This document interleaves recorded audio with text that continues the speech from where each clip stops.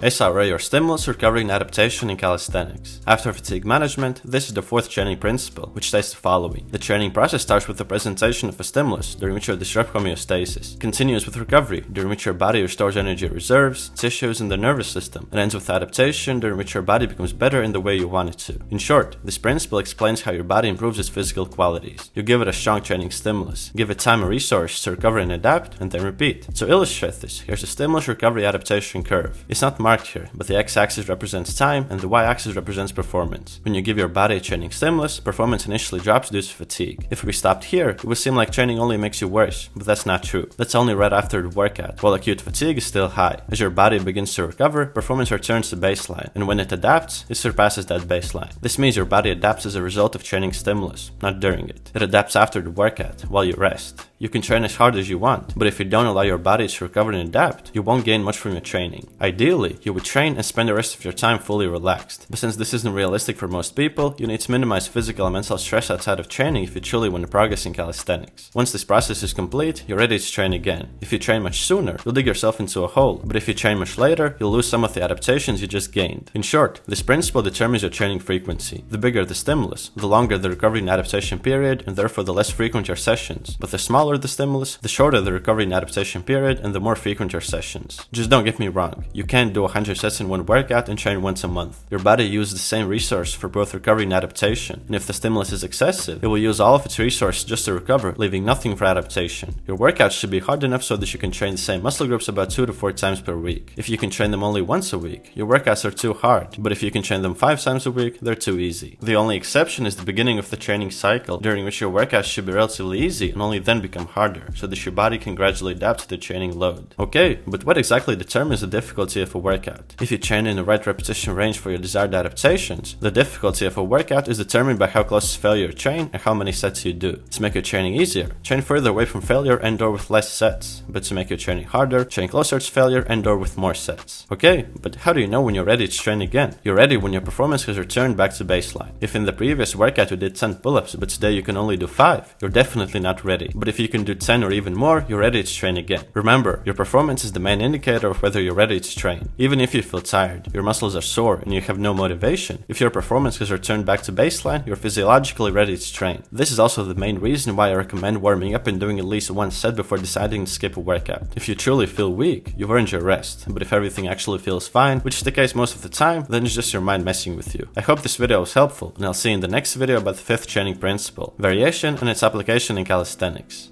Peace!